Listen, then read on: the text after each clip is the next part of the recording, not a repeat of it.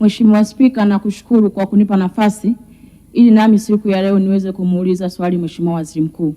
Mheshimiwa Waziri Mkuu, kwanza kwa mara nyingine naomba nikupongeze na kukupa pole kwa kazi nzuri na kubwa unayoifanya ndani ya taifa hili kupitia ziara unazozifanya. Na Mheshimiwa Waziri Mkuu, nikwambie tu kwamba wanajimbo la Segerea wanakusubiri kwa hamu uweze kuwafikia, kwa sababu wanaamini ukifika pale yako mambo ambayo yatabadilika. Mheshimiwa Waziri Mkuu,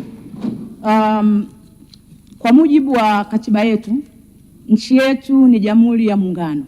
Lakini Mheshimiwa Waziri Mkuu, yapo masuala ambayo sio ya kimuungano.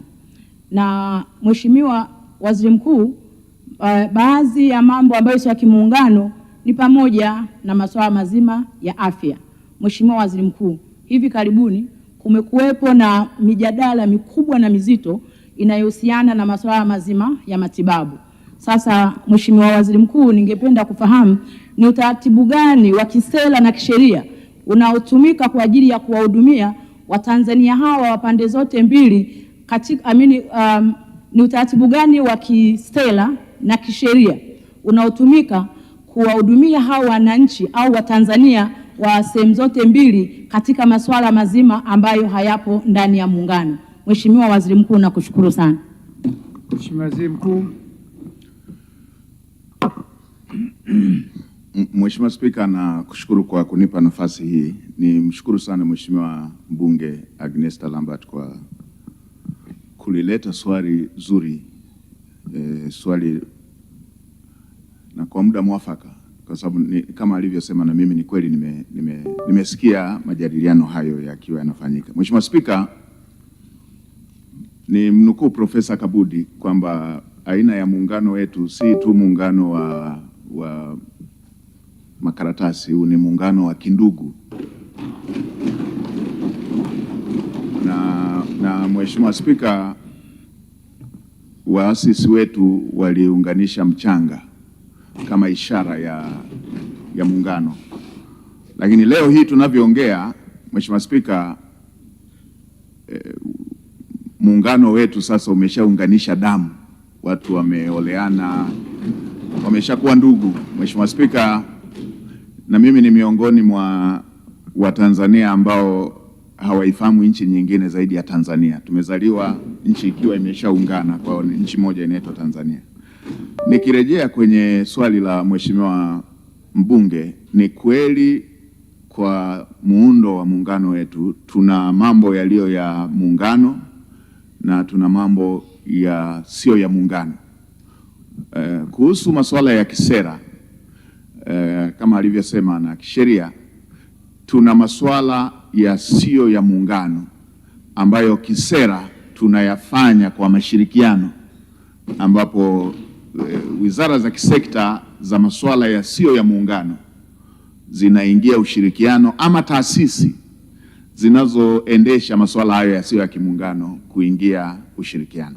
Mheshimiwa Spika, kwa mfano jambo la matibabu, taasisi zetu za bima NHIF pamoja na ZIF zina mashirikiano ya namna ya kutoa huduma ya matibabu. Na mashirikiano hayo ni yapi ambayo yaliingiwa kwa pande zote za muungano? Ni kwamba ukiwa na bima ya afya ya upande mmoja wa muungano, unaruhusiwa kutibiwa kwa kutumia bima hiyo kwa upande mwingine wa muungano. Kwa hiyo Mzanzibari mwenye kadi ya ZHIF akija kwa hospitali ambazo zinapokea kadi ya NHIF, anaitumia ile ile ya ZHIF kutibiwa. Hivyo hivyo na mtu kutoka Tanzania bara akiwa na kadi ya NHIF anaenda kwa hospitali ambazo wanapokea kadi za ZHIF anapokelewa na anapata matibabu. Mtanzania akiwa hana hiyo kadi, kama ambavyo kwa Mzanzibari akiwa hana hiyo kadi ya bima kwa Zanzibar atatakiwa kulipa keshi ili aweze kutibiwa, hivyo hivyo na mtu wa kutoka Tanzania bara akienda bila hiyo kadi ya NHIF akiwa Zanzibar atatakiwa kulipa keshi. Na na hivyo hivyo mtu kutoka Zanzibar akiwa hana kadi ya bima ya ZHIF atatakiwa kulipa keshi. Sasa ni nini kilichozua mtafaruku na majadiliano, Mheshimiwa Spika? Kuna utaratibu wa wale watu wasiojiweza ambao wanatibiwa bure, na sisi huku Tanzania bara tuna utaratibu wa watu wasiojiweza ambao wanapata huduma ya TASAF. Mheshimiwa Spika, kama ilivyo kwa Tanzania bara, tuna matatizo ambayo kila wakati na ni mambo ya kila siku tunahangaika kuhusu masuala ya uraia. Tuna watu wa kutoka nchi jirani huku kwa ajili ya kimahusiano, ngoja nisitaje moja moja, lakini mnajua wanaokuja. Na ninyi hapa mkifuatilia historia zenu mtakumbuka kuna watu tumesoma nao tukiwa tunapata boom pamoja, tumesoma wote elimu ya sekondari, tumesoma wote elimu ya chuo. Mara baada ya kumaliza elimu ya chuo, huku akiwa amesoma kwa boom la Tanzania, unamsikia anashikilia ofisi nchi moja ya jirani kule. Sasa kwa Zanzibar na wenyewe wana kesi ya aina hiyo. Anakuja mtu kutokea visiwa vya wapi huko, nimesema nisitaje majina ya nchi, huko nchi zingine wala sio Tanzania bara, anatokea kule na anaenda na anafika mpaka pale, anapata kadi ya mkazi kwa forgery, then anapata ile kadi ambayo kwa huku Tanzania bara tungeita ya TASAF, ili apate matibabu hayo bure. Sio Mtanzania, hatokei Tanzania bara, sio Mzanzibari, hana kadi ya Uzanzibari, lakini kwa njia za kinyemela anapata kadi hiyo. Kwa hiyo hili wala si jambo la kutugawa, Mheshimiwa Spika na waheshimiwa wabunge na waheshimiwa Tanzania.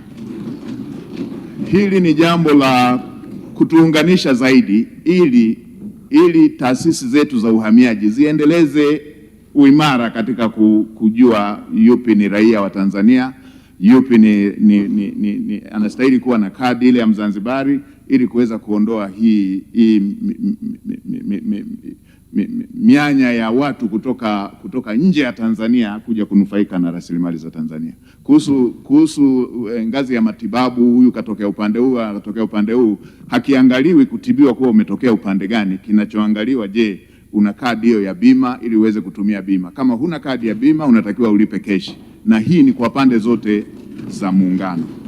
Mheshimiwa Spika na waheshimiwa wabunge, niwaombe wala tusipuuze kwamba ni kweli kuna mianya ya watu kutoka nje ya Tanzania wanaopenya na kutafuta kupata uraia kwa njia zisizo rasmi bila sifa, lakini pia kutaka kunufaika na rasilimali kwa namna zisizo rasmi. Hili si jambo la upande gani wa muungano, ni jambo la nchi yote, na hatuna tatizo la kimahusiano kuhusu masuala ya matumizi ya rasilimali wala masuala ya utoaji wa huduma. Na Mheshimiwa Spika, niweke kumbukumbu tu, kulikuwepo na kero nyingi tu kama waziri wa sekta ya muungano alivyosema. Hivi sasa zote zimeshatatuliwa zilizokuwa zinaitwa kero, na sasa hivi tunawasihi wa Tanzania waongelee zaidi masuala ya fursa, ili nchi hii kila Mtanzania aweze kunufaika na hatua hizo za maendeleo.